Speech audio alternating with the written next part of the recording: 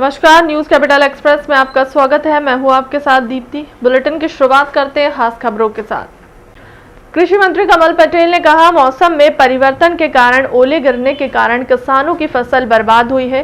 करीब 500 स्थानों पर ओले गिरे हैं।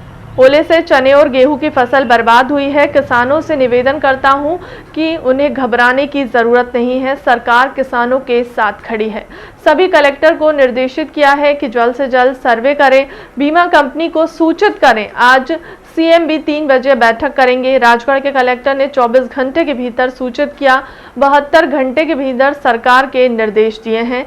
8 बीमा कंपनी से जल्द किसानों को राहत मिलेगी। मैं कमलनाथ से पूछना चाहता हूं कि आपकी 50 साल सरकार रही, आज तक क्यों नहीं बीमा किया?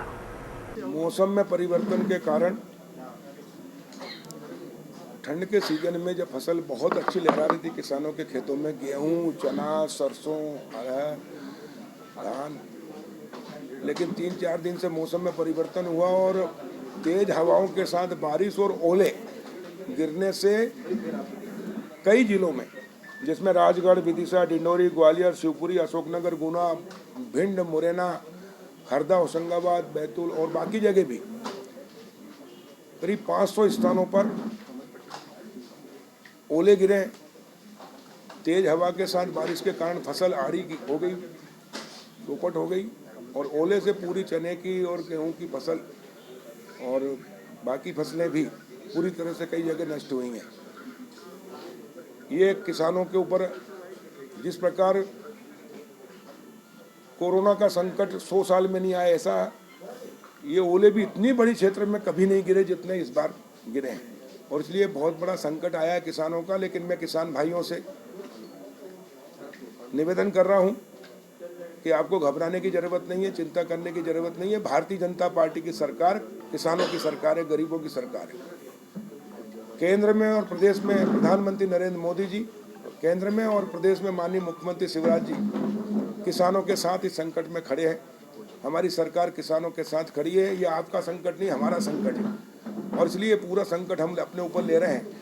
और सभी कलेक्टरों को माननीय मुख्यमंत्री जी के निर्देश पर हमने निर्देशित कर दिया, सभी डीडीए उप संचालकों को निर्देशित कर दिया है कि 24 घंटे के अंदर सर्वे करें, वीडियोग्राफी करके सर्वे करें, पंचनामा बनाएं। जिस किसान के खेत में, किसान गांव में कहता है मेरे खेत में नुकसान हुआ, वहां जाएं और वहीं से वीडियोग्राफी करके पंचनामा बनाए। एक कापी किसान को दें, 5 लोगों के हस्ताक्षर करा के एक कापी अपने पास रखें ताकि किसान पूरी तरह संतुष्ट हो जाए कि हमारा सर्वे हुआ है।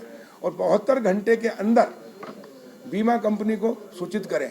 बीमा कंपनी के भी, मैं कल हरदा गया था दौरे पे, तो बीमा के कलेक्टर और डीडीए तीनों को लेकर गया था साथ में, और 72 घंटे के अंदर अधिसूचित कर देते हैं तो बीमा कंपनी 25% राशि तत्काल हम राहत दिला देंगे और 75% राशि जो बचेगी वो जब फसल कटाई प्रयोग होगा उस समय उनको दिया जाएगा। और इस प्रकार एक एक किसान का जो क्षति हुई है उसको हम बीमा जिनका हुआ है 100% उनको उपलब्ध कराएंगे और जिनका बीमा नहीं है उनको आरबीसी 6-4 में देंगे ताकि किसान की क्षति की पूर्ति कर सकें, ताकि जो नुकसान हुआ है वो किसान का ना हो, सरकार उसको वहन करेगी, बीमा कंपनी वहन करेगी। चिकित्सा शिक्षा मंत्री विश्वास सारंग ने कहा, मध्य प्रदेश में पिछले 24 घंटे में मिले कोरोना संक्रमण के 2040 नए केस। प्रदेश में 15 से 18 साल के किशोरों का वैक्सीनेशन बहुत तेजी से हो रहा है। कल से शुरू होने वाले प्रिकॉशंस डोज के लिए हमारी तैयारी है। प्रदेश में कोविड मरीजों का केवल 6% हॉस्पिटलाइजेशन है। 1% से कम को ऑक्सीजन की जरूरत पड़ी है। मुआवजे को लेकर बोले मंत्री सारंग, हमारी सरकार के स्पष्ट निर्देश हैं कि प्राकृतिक आपदा में किसानों को नुकसान होता है तो उन्हें मुआवजा मिलेगा। इसीलिए अधिकारियों को भी फील्ड में जाकर सर्वे करने के निर्देश दिए गए हैं। अमला चुस्त दुरुस्त है, सर्वे शुरू कर मुआवजा देने की प्रक्रिया शुरू करने के लिए निर्देश है। देश पर ऐसे कोविड केयर सेंटर में पूरी तरह से उचित रूप से रजाई और कंबलों की, क्योंकि ठंड का मौसम है तो इसकी भी पूरी व्यवस्था की गई है। वहां का भोजन, पानी, हर तरह की चिकित्सीय बैकअप, ये पूरा इंतजाम किए हैं। सेकेंड वेव में माननीय मुख्यमंत्री जी के निर्देशन पर सरकारी अधिकारियों की अलग अलग स्तर पर समितियों का गठन किया गया था। ऑक्सीजन की आपूर्ति से लेकर ऑक्सीजन के ट्रांसपोर्टेशन, कोविड केयर सेंटर की व्यवस्थाओं के लिए, कमांड एंड कंट्रोल सेंटर की व्यवस्थाओं के लिए, होम आइसोलेशन के सुचारू संचालन के लिए ऐसी जिन जिन कमेटियों की नियुक्ति सेकेंड वेव में की गई थी, उन सब कमेटीज को फिर से एक्टिव कर दिया गया है। उन सब अधिकारियों को अपने अपनी कमेटी के माध्यम से संपूर्ण कार्य को संचालन की प्लानिंग बनाकर उसको शुरू करने के निर्देश दे दिए गए हैं। वो सब कमेटियां पुनः अस्तित्व में आ गई हैं। इसके पीछे हमारा उद्देश्य यही है, पहला तो हम सबका उद्देश्य यही है कि कोरोना की थर्ड वेव ना आए, परंतु किसी भी तरह की चुनौती के लिए हम तैयार हैं। इसलिए अस्पताल के प्रबंधन से लेकर ऑक्सीजन की आपूर्ति, ट्रांसपोर्टेशन, आइसोलेशन के लिए जो होम आइसोलेशन की व्यवस्था है वो, और इंस्टीट्यूशनल आइसोलेशन के लिए जो कोविड केयर सेंटर की व्यवस्था है वो, उन सब के निष्पादन के लिए जो कमेटियां बनी है उनने फिर से काम करना शुरू कर दिया है। नीमच में कमल पुष्प अभियान के तहत लोकतंत्र सेनानी और जनसंघ के सदस्यों के घर पहुंचे बीजेपी के प्रदेश अध्यक्ष विष्णुदत्त शर्मा। जनसंघ के कार्यकर्ताओं से विष्णुदत्त शर्मा ने किया आशीर्वाद। इस मौके पर उन्होंने कहा कि लोकतंत्र सेनानी और जनसंघ सदस्यों की बदौलत आज बीजेपी संगठन इतना मजबूत संगठन बना है। इस दौरान लोकतंत्र सेनानी और जनसंघ सदस्यों ने अपने संघर्ष के संस्मरण भी सुनाए। आज कमल पुष्प अभियान के तहत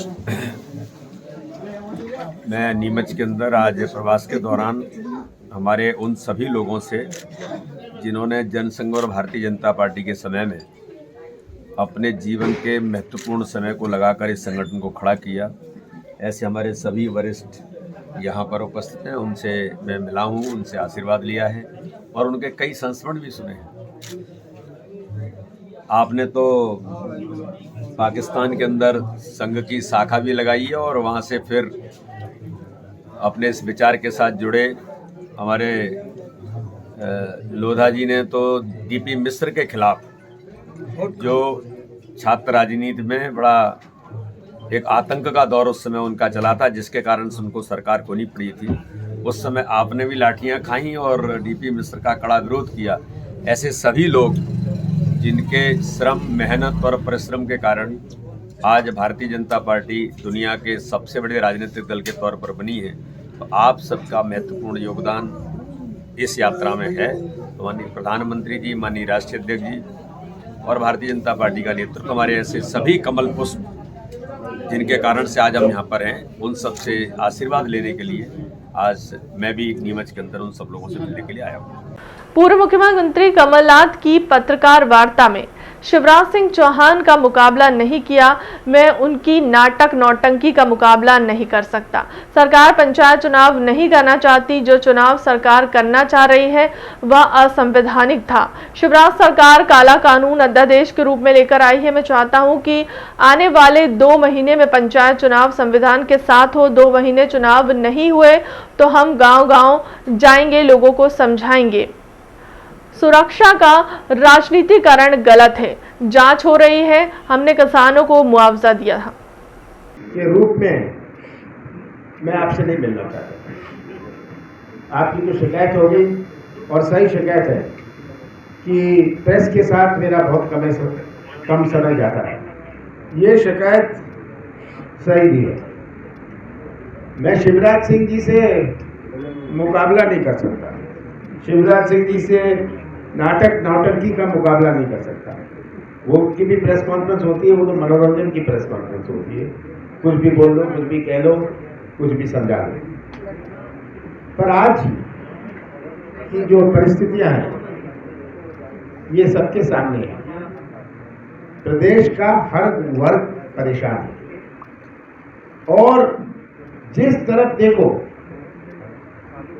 अव्यवस्था, जो गवर्नेंस थी ये पूरी चौपट हो गई है। अभी हाल में बहुत सारे मुद्दे उठे, मैं उस पर जरूर कुछ ना कुछ कहूँगा। पर अभी पिछले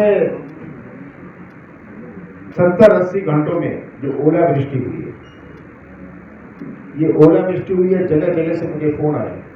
जब अभी मैं पीसीसी से यहाँ रास्ते में था, मुझे फोन आ रहे थे कि ये ओलावृष्टि इतनी भयंकर हुई है, और जहाँ 3 दिन पहले हुई है वहाँ जो स्थानीय एडमिनिस्ट्रेशन है, कोई प्रबंध सर्वे का कुछ चालू भी नहीं हुआ, उसके लिए आदेश भी नहीं निकले, केवल शिवराज जी का बयान निकला। बयान और उसका क्रियान्वयन में बहुत अंतर है, और यही सरकार की खूबी है कि बयान पर जीवित रहो, घोषणाओं पर जीवित रहो। मैं शुरू करना चाहता हूं, आप ये जो प्रश्न नहीं होंगे उसके बारे में मैं कहूँगा। जबलपुर पुलिस ने एक ऐसे मास्टरमाइंड आरोपी और उसके 6 साथियों को गिरफ्तार किया है जो लूट की घटना को अंजाम देने के बाद लूट की खबर देने पुलिस थाने पहुंचे थे। पुलिस ने लूट की घटना की जांच पड़ताल की तो पता चला कि फरियादी ने खुद ही लूट की वारदात को अंजाम दिया था। पुलिस ने सभी आरोपियों को गिरफ्तार कर जेल भेज दिया है। जबलपुर से 40 किलोमीटर दूर सिहोरा तहसील में 4 जनवरी को फरियादी मंजू यादव ने पुलिस थाने में रिपोर्ट दर्ज कराई थी कि वो आज़ाद चौक के पास स्थित पीयूष गुप्ता की किराना दुकान में काम करता है।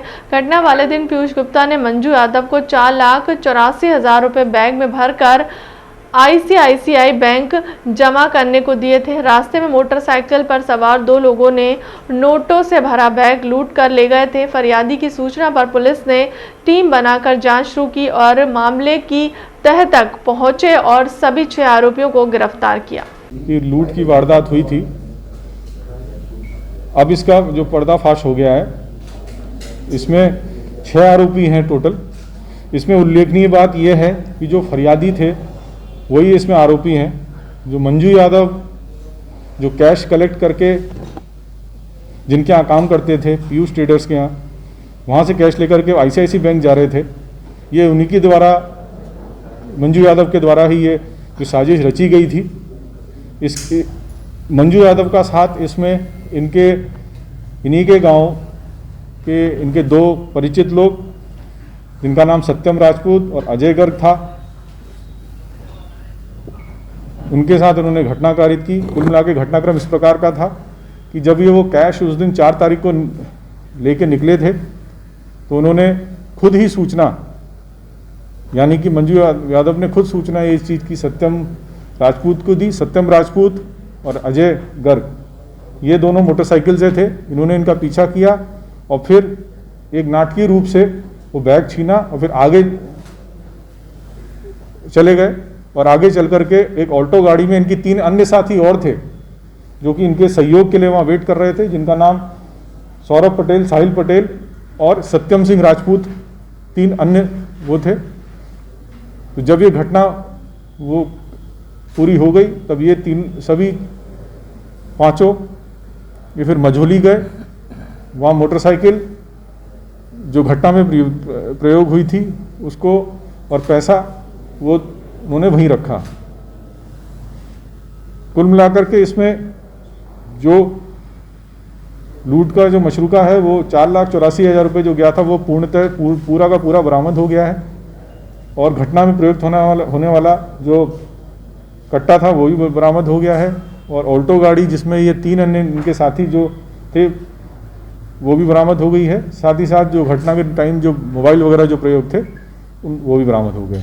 इस अच्छे कार्य के लिए मैं विशेष रूप से हमारे SDOP श्रुतकीर्ति, इनकी वो काफ़ी मेहनत रही इनको, और इनकी टीम, क्राइम ब्रांच की हमारी टीम, क्राइम ब्रांच का additional SP Gopal, DSP crime Prabhash Shukla, ये एडिशनल SP शिवेश बघेल जो अभी आज छुट्टी पे हैं, इन सब ने बहुत अच्छा काम किया, सराहनीय काम किया, जिससे कि एक सनसनीखेज वारदात का हम पर्दाफाश कर पाए।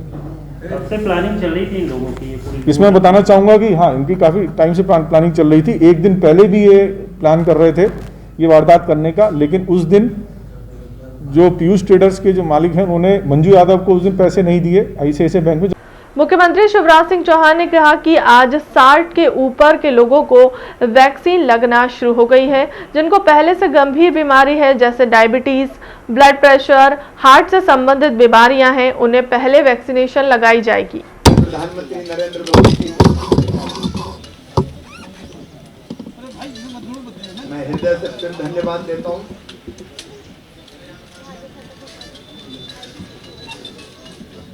आज हमारे 60 से ज्यादा उम्र वाले हमारे वो बुजुर्गवार भाई बहन जो कोमोर्बिड है, मतलब उनको और भी बीमारियां, डायबिटीज, ब्लड प्रेशर या इस तरह की और बीमारियां हैं, उनको आज से प्रिकॉशन डोज शुरू हो रहा है।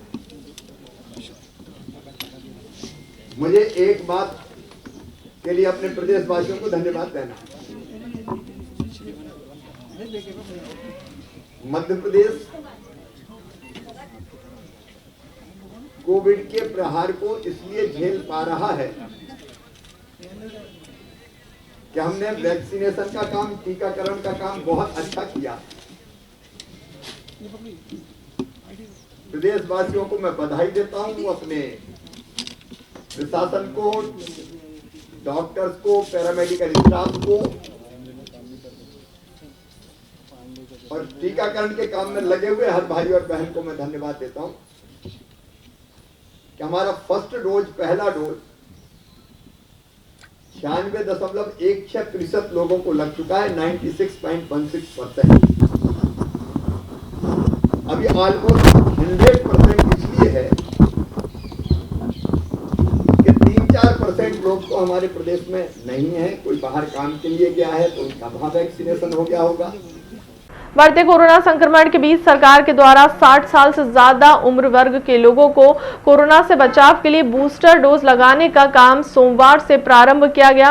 इसके तहत फ्रंट लाइन्स और हेल्थ वर्कर्स को भी सबसे पहले बूस्टर डोज लगाई गई है।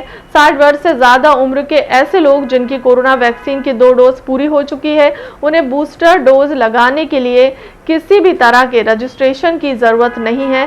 सभी सरकारी अस्पतालों में बूस्टर डोज लगाने की व्यवस्था की गई है। इस डोज को लगवाने के लिए सुबह से ही बड़ी तादाद में बुजुर्ग, फ्रंट लाइन और हेल्थ वर्कर्स टीकाकरण केंद्रों पे पहुंच गए हैं। जिला अस्पताल में बूस्टर डोज टीकाकरण अभियान का शुभारंभ पूर्व मंत्री और वर्तमान विधायक अजय बिश्नोई ने टीका लगवाकर किया।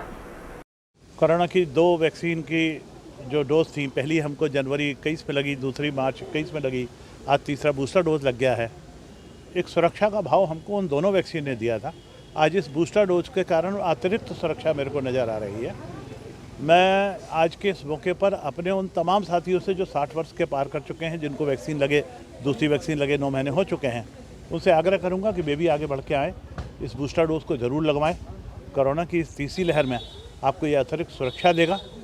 देश इस समय तीसरी लहर से जूझ रहा है, पर दोनों वैक्सीनों का असर भी दिख रहा है कि अस्पताल खाली पड़े हुए हैं।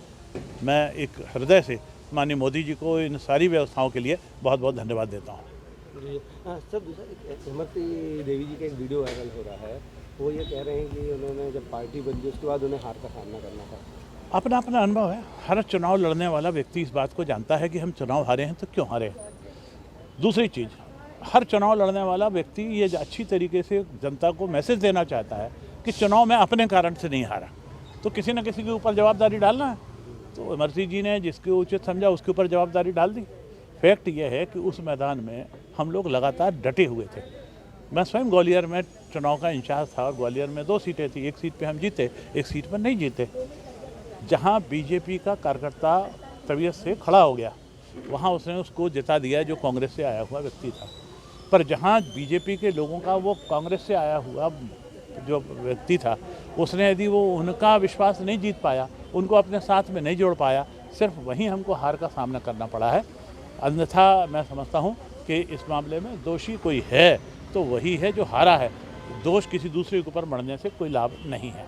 आज दिनांक 9 जनवरी 2022 को स्वर्गीय सत्यनारायण तिवारी स्मृति में राष्ट्रीय स्तर पर सम्मान किया जाता है, जिसमें लघु वेतन कर्मचारी संघ के हमारे कर्मठ साथी संरक्षक निहाल सिंह की जाट को पुरस्कृत किया गया है। इस कार्यक्रम में ऐसे लोगों को सम्मानित किया गया है जो देश में कर्मचारियों की आवाज में उठाते रहते हैं, जैसे बैंकिंग के क्षेत्र में, ट्रूड यूनियन के क्षेत्र में, प्रेस, मीडिया, सपोर्ट्स इत्यादि लोगों का सम्मान हुआ।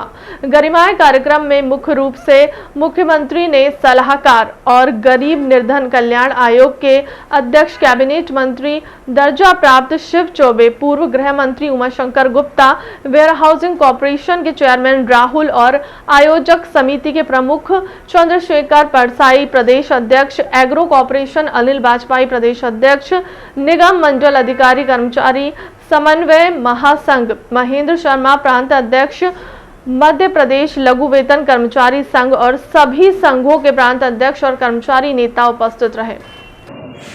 प्रतिवर्ष के अनुसार इस वर्ष भी वरिष्ठ कर्मचारी नेता स्वर्गीय सत्यनारायण तिवारी सम्मान समारोह का कार्यक्रम कर्मचारी भवन की तांजलि चौराहे में किया जा रहा है। इसका मुख्य उद्देश्य है कि जो ट्रेड यूनियन के लीडर जो अच्छा कर्मचारी जगत में काम किए हैं, खेल जगत में जो अच्छा काम किए हैं, प्रशासनिक सेवाओं में जो नई प्रतिभा सामने आई है, उन सबको सम्मान करने का आयोजन हमेशा किया जाता है। और मैं आपको बताना चाहूँगा कि इससे एक मैसेज पूरे प्रदेश में जाता है कि कर्मचारी जगत के कैसे कर्मचारी नेता हमारे बीच में थे जो सबके लिए ध्यान रखते थे, सबके लिए सोचते थे, और वो याद हमेशा ताज़ा रहे। इस बात को लेकर हम लोग ये कार्यक्रम करते हैं। कितने सालों से करते हुए आ रहे हैं? ये 18वां वर्ष है। सर, क्या और क्या क्या मुख्य कार्यक्रम अभी सम्मान समारोह का भी आपने कार्यक्रम इसमें रखा है? कितने कर्मचारियों का सम्मान करेंगे? क्या उद्देश्य है सम्मान करने का? और मैं आपको बताना चाहूँगा कि लगभग 21 9 कर्मचारी नेताओं का सम्मान होता है। इसमें फोटो प्रिंट मीडिया और फोटोग्राफर मीडिया के लोग भी हमारे जो साथी हैं, हमारे जो इसमें आपके इलेक्ट्रॉनिक मीडिया के साथी हैं, उनको भी सम्मानित किया जा रहा है, जिन्होंने कर्मचारियों के लिए हमेशा सरकार तक अपनी बात पहुंचाने का प्रयास किया है। फिलहाल के लिए अब तक की खबरों में इतना ही। देश दुनिया की तमाम बड़ी खबरों के लिए बने रहे न्यूज़ कैपिटल एक्सप्रेस के साथ। नमस्कार।